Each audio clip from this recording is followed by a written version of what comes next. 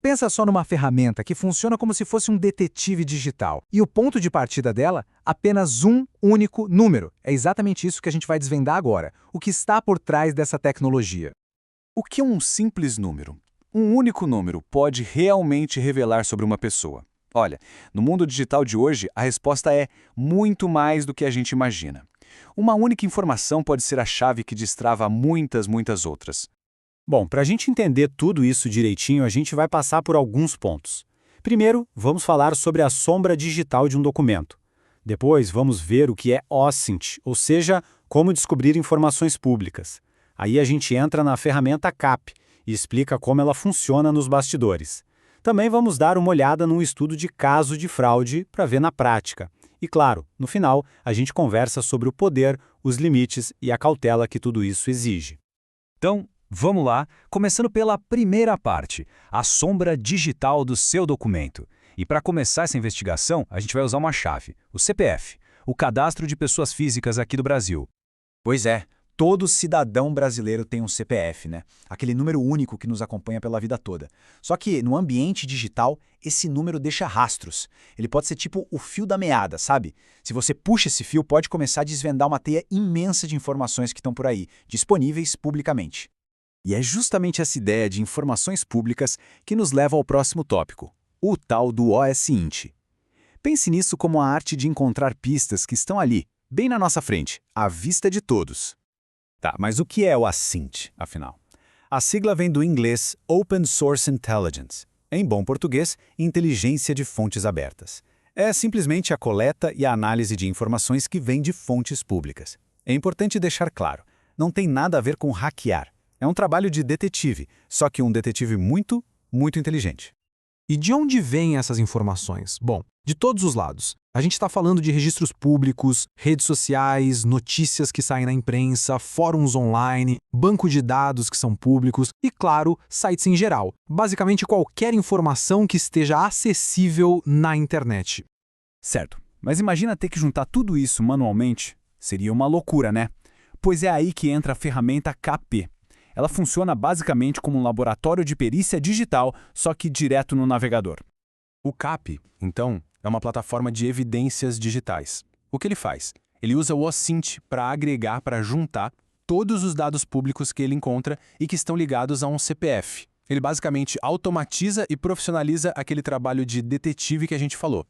E o que ele consegue encontrar? Olha, a lista de informações é impressionante. Dependendo do que está público por aí, a ferramenta pode coletar endereços, e-mails, números de telefone e vai além, informações sobre parentes, vizinhos e até veículos. É, em essência, a pegada digital completa de uma pessoa sendo mapeada.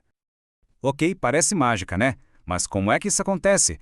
Vamos dar uma espiada nos bastidores para ver como um simples clique se transforma num relatório tão completo.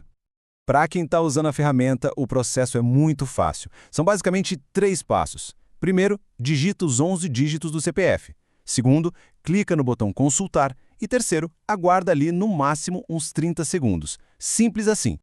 Mas é agora que a mágica acontece de verdade, por trás das cortinas. Enquanto a gente espera, o sistema está trabalhando a todo vapor.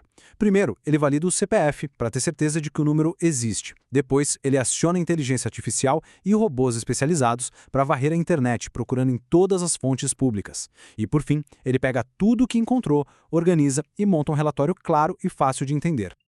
Ok, já entendemos a teoria. Mas e na prática? Para que serve tudo isso? Vamos ver um estudo de caso sobre investigação de fraudes. É aqui que o nosso detetive digital entra em ação. Vamos imaginar a seguinte situação. Uma empresa está investigando um possível uso indevido de dados pessoais num site suspeito. A única pista que eles têm para começar é o número de CPF. O procedimento de um perito seria bem metódico. O primeiro passo é a validação daquele CPF. Depois, a consulta ao SINT usando o CAP. Em seguida, uma análise cuidadosa de todos os dados coletados, cruzando essas informações com outras fontes. E, por fim, a documentação de tudo para análise forense. E o impacto disso é enorme. Como diz a própria documentação da ferramenta, a consulta permitiu uma análise inicial rápida das informações públicas, orientando as próximas etapas da investigação. Ou seja, o ponto-chave é esse. A ferramenta não resolve o caso, mas ela aponta a direção certa para a investigação seguir. E isso nos leva à nossa parte final, que talvez seja a mais importante de todas.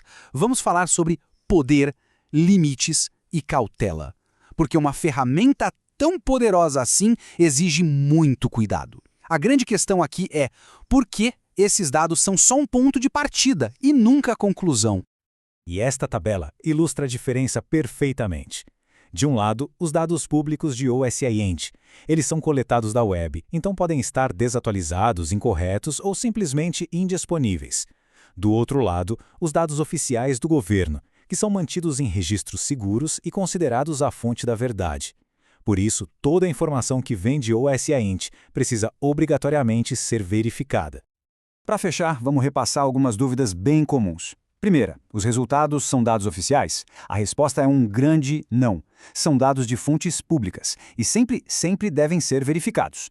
Segunda, qualquer CPF pode ser consultado? Sim, mas apenas para fins legais e periciais. E todas as consultas ficam registradas.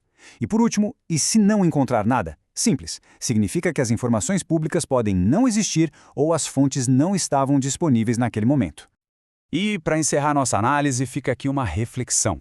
Em um mundo de dados públicos, onde cada vez mais informações estão disponíveis abertamente, o que a privacidade realmente significa? É uma pergunta para a gente pensar.